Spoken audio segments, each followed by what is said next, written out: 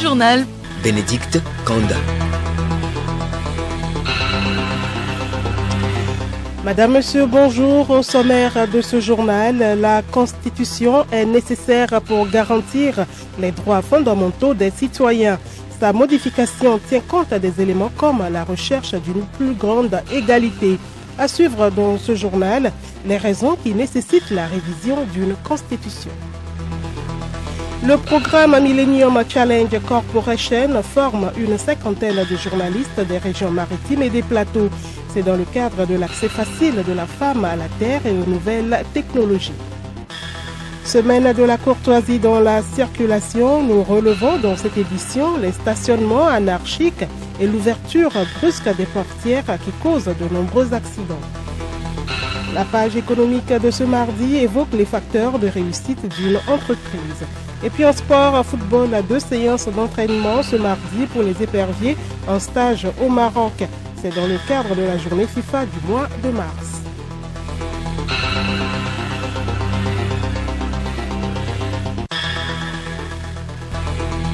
Radiolomé.tg.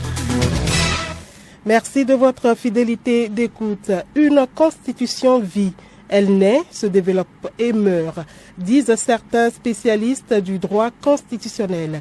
Modifier une constitution tient compte des éléments comme la recherche d'une plus grande égalité, une meilleure justice. Théophile Dandako détaille dans ce dossier quelques données pouvant justifier la révision d'une constitution. Rien n'est plus dangereux que d'insulter l'avenir. C'est cette logique qui guide la révision constitutionnelle. Elle tient toujours compte des aspirations des générations futures.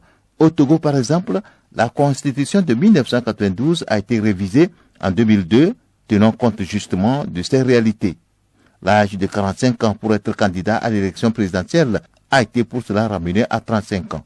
Ensuite, d'autres réalités concernent la situation politique, économique, sociale et culturelle de chaque pays. Dépenser des milliards de francs presque chaque 2 ans pour organiser un scrutin dans un contexte de chômage sans cesse croissant amène les différents acteurs à réfléchir aux durées du mandat. Notre pays organise fréquemment des scrutins sur fonds propres, des sommes qui pouvaient servir à créer des emplois si les élections étaient bien espacées. Enfin, le système politique doit intéresser les citoyens, réfléchir à un régime davantage inclusif, participatif et innovant oblige à modifier une constitution.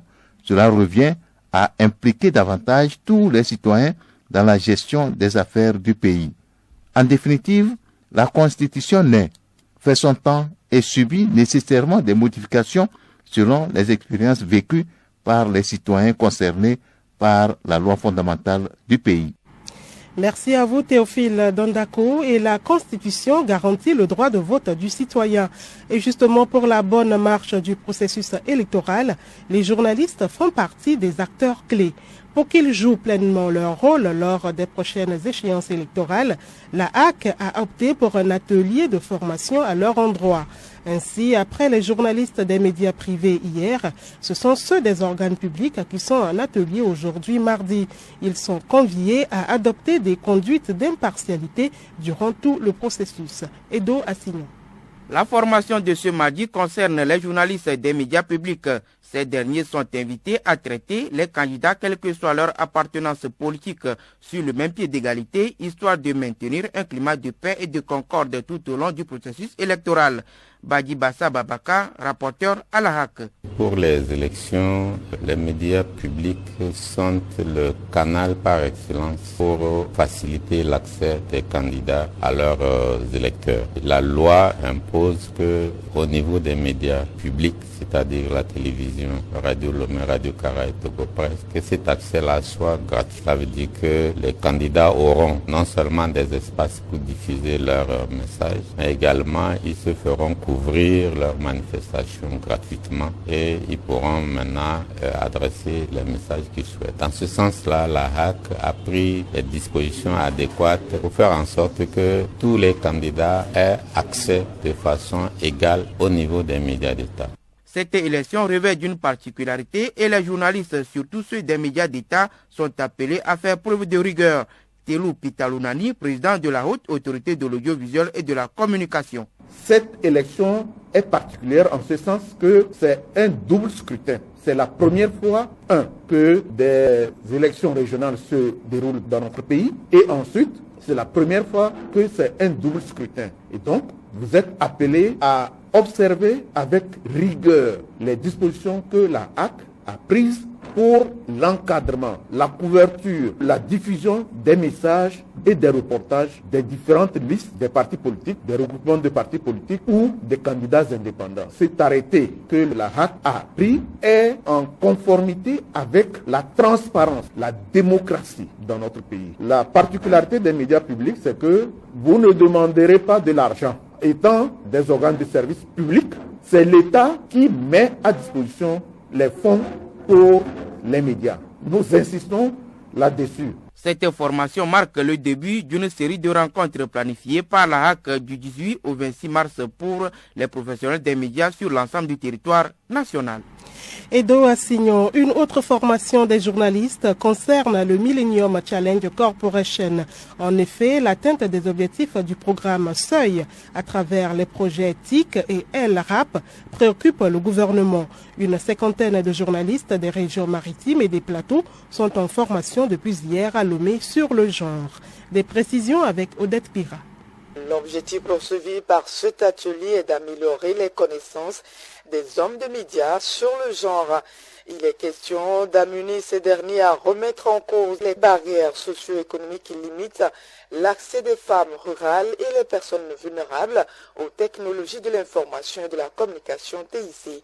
Catherine Diaoré, chargée de communication à l'organisme du Millennium Challenge à Pointe-Session Togo. Nous avons réuni ici les journalistes, les hommes et femmes de médias pour une sensibilisation aux gens dans les messages qu'ils véhiculent quand on connaît le rôle prépondérant qu'ils jouent au sein de la société, notamment le rôle d'informateur, d'éducateur et de communicant au sein de la société. Pour nous, au Millennium Challenge à Togo, il est important que les gens puissent être visibles tout au long de la mise en œuvre du projet. À terme, tenir compte de l'égalité genre dans les différentes productions. Retrouvons Catherine Diaoré. En toute chose qui se rappelle que c'est les hommes et les femmes qui ont participé à nos activités. C'est les hommes et les femmes qui sont bénéficiaires de nos activités. C'est les hommes et les femmes qui sont partie prenante des actions, des résultats qu'on attend du projet TIC, du projet LRAP, que c'est les hommes et les femmes qui sont en fait généralement la société. Cette rencontre a connu la participation des journalistes des régions maritimes et plateaux. Elle est précédée de celle des savanes de la Centrale et de la Cara. Odette Pira, le Centre de recherche et de géopolitique internationale Firmet Teko Agbo œuvre pour une paix durable au Togo et en Afrique. Le centre a initié hier à Lomé une conférence débat sur le thème « Prévention des conflits en Afrique, la nécessité d'adopter des constitutions à nos réalités ». Pour l'un des animateurs de la conférence, le docteur Alaba Manzama Esso, le citoyen doit être au centre de toute constitution ou toute politique de gouvernement. Le Togolais, qu'il soit dans n'importe quelle contrée, qu'il ait le minimum vital. Actuellement, nous subissons un problème de délestage chronique. D'où ça vient? Quelles sont les causes? Personne ne nous dit rien. On ne fait que constater. Or, peut-être que chacun se dit que je paie régulièrement mes factures. Pourquoi dois-je subir ce phénomène? Mais à qui s'adresser? Personne ne sait. Et c'est des paramètres, si vraiment il faut envisager une constitution, il faudrait, c'est vrai qu'il y a plusieurs voies de modification constitutionnelle, mais il faudrait vraiment prendre les aspirations profondes du peuple togolais. Selon l'enseignant-chercheur Ekoué Gada Foli, autre conférencier, les Africains ont des potentialités dans la résolution des conflits à valoriser.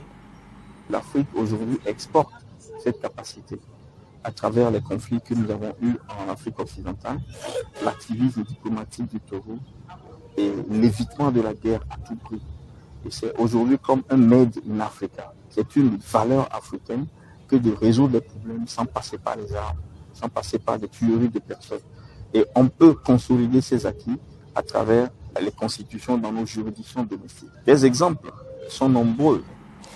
Cette conférence débat a réuni des chercheurs, des professionnels des médias et des citoyens.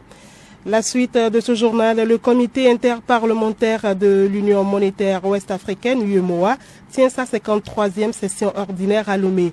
Différentes activités s'inscrivent au programme de cette rencontre de Lomé. Hervé Segbonou. Pendant 9 jours, les élus du comité interparlementaire de l'UEMOA vont échanger sur l'évolution de l'Union en 2023. Ils vont également élaborer des stratégies pour plus de solidarité de cette organisation internationale, selon Fonona Tchek Koulibaly, vice-président du comité. Le président de la commission est invité à présenter ce rapport devant les députés de l'UEMOA. Qu'est-ce qui s'est passé dans l'Union en 2023 sur le plan social, sur le plan économique et même sur le plan politique. Et à la suite, nous émettons des observations et des recommandations. L'assise de Lomé va par ailleurs renouveler la vice-présidence par intérim du CIP, Tchek Koulibaly. C'est aussi la mise en place d'un comité conjoint CIP-UEMOA et la commission de l'UEMOA pour le suivi des recommandations faites pendant ces réunions et ces sessions par le comité interparlementaire. À l'ouverture de cette 53e session ordinaire, Diossou Semodi, représentant du Parlement togolais, a souligné l'importance de la rencontre. C'est une rencontre qui confirme un peu le rôle que le Togo joue dans la sous-région et qui est un honneur pour nous de reconnaître cette place au Togo et plus particulièrement à son leader, président Faure Sozimana Nyassembe.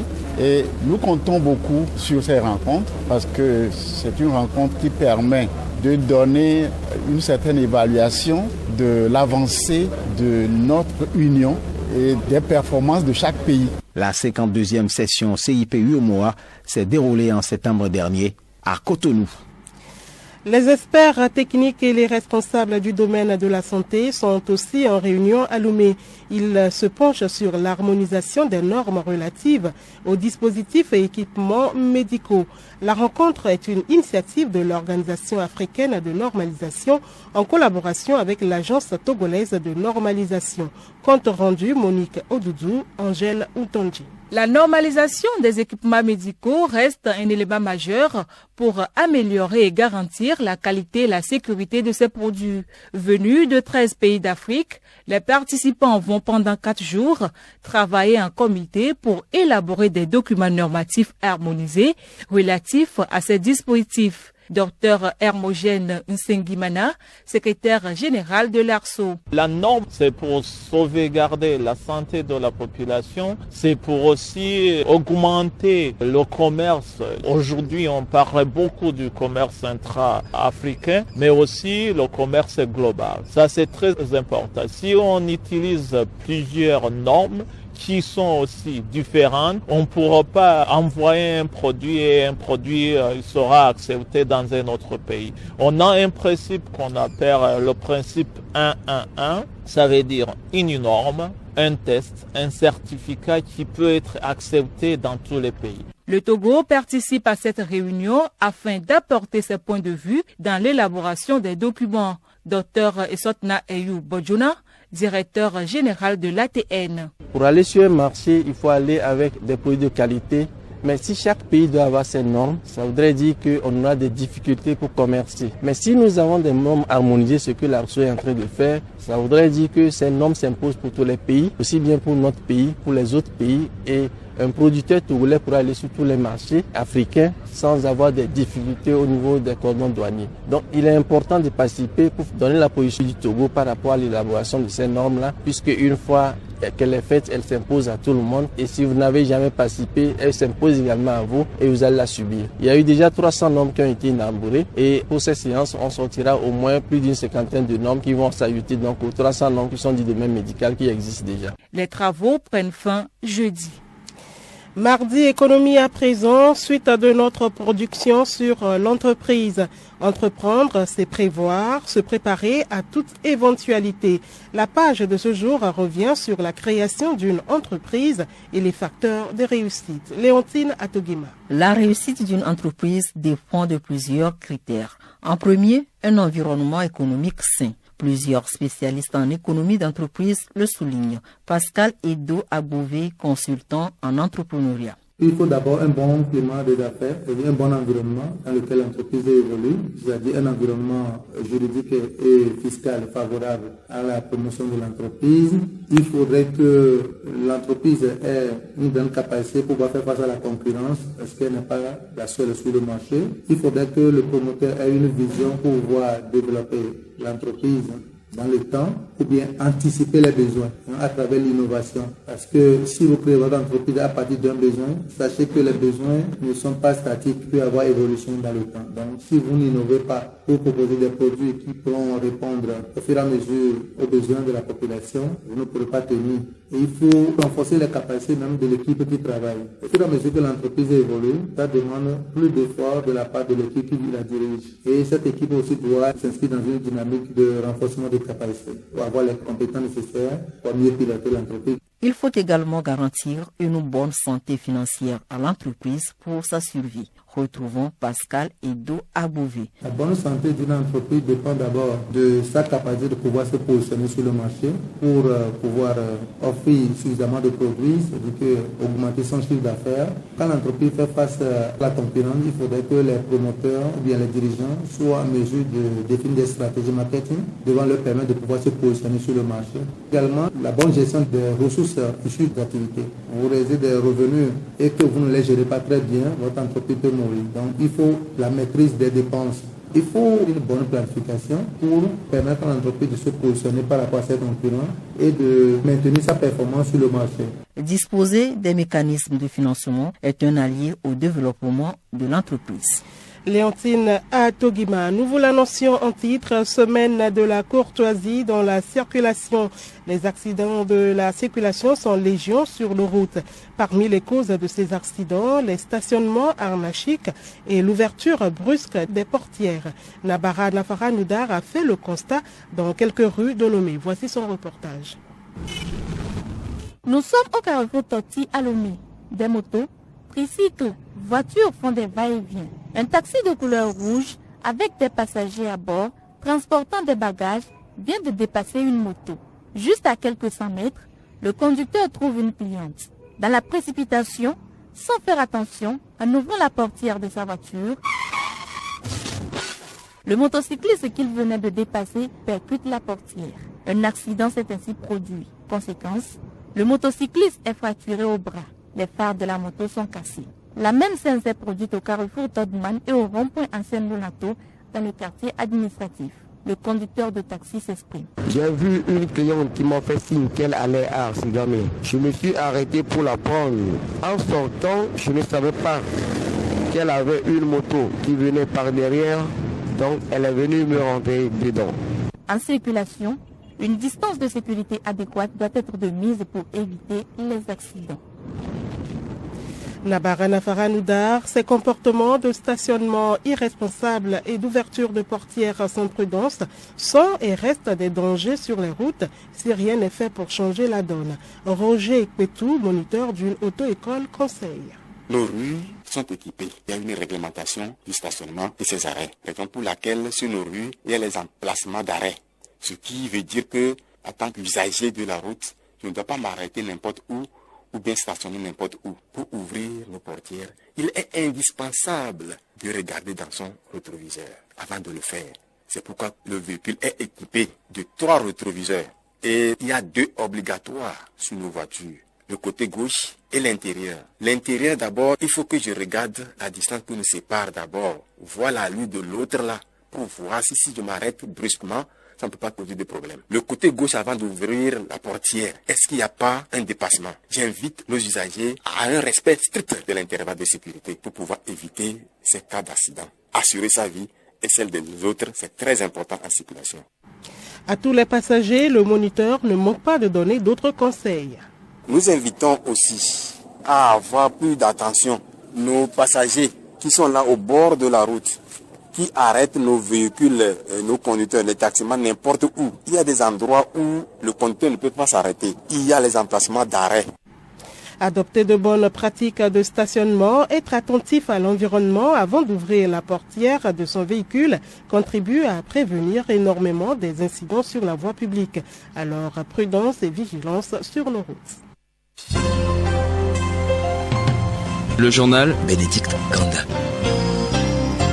Un tour dans l'actualité internationale à Madagascar. La hausse des prix mondiaux du cacao bénéficie aux producteurs locaux qui voient la valeur de leurs produits désormais supérieure à celle de la vanille. Et guerre à Gaza, les pourparlers en vue d'une trêve entre Israël et le Hamas, assortie de la libération d'otages israéliens et des prisonniers palestiniens, donnent des signes de progrès ce mardi. Sur le terrain, la crainte d'une famine dans la bande de Gaza plane toujours. On craint également une opération armée dans le secteur de Rafah où s'entassent 1,5 million de personnes. Sans transition, la page sportive, journée FIFA du mois de mars. Les éperviers sont au Maroc pour un stage.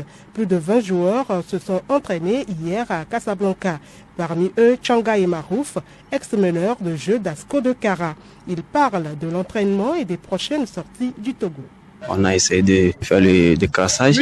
On va essayer de donner tout parce que après les 2 mois, il y a encore les éliminatoires de la Coupe du Monde. En jouant les matchs, on peut corriger nos erreurs et bien aborder les matchs en jeu. On se dit, si on a encore l'occasion, il faut se qualifier la CAN prochaine. Et je pense que tout le monde est conscient et on le fera, Inch'Allah.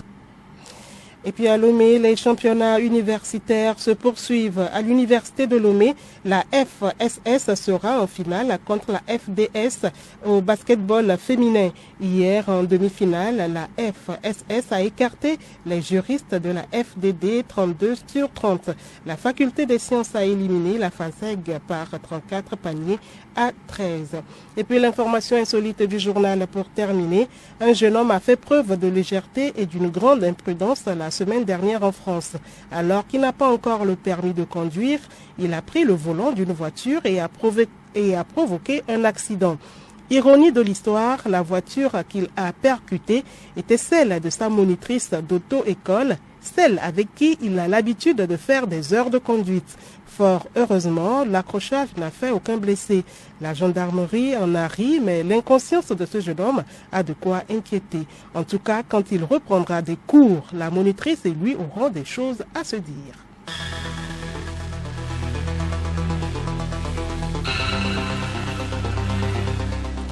Madame, Messieurs, voilà, ainsi se referme ce journal. Merci de l'aimable attention.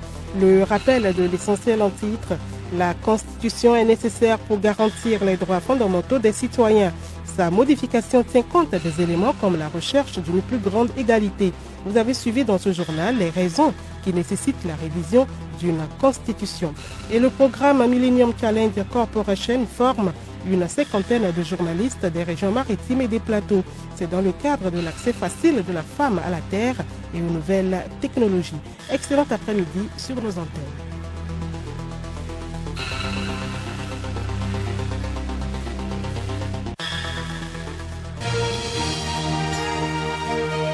Radio Lomé, boîte postale 434, email radiolomé@radiolomé.tg. radiolomé.tg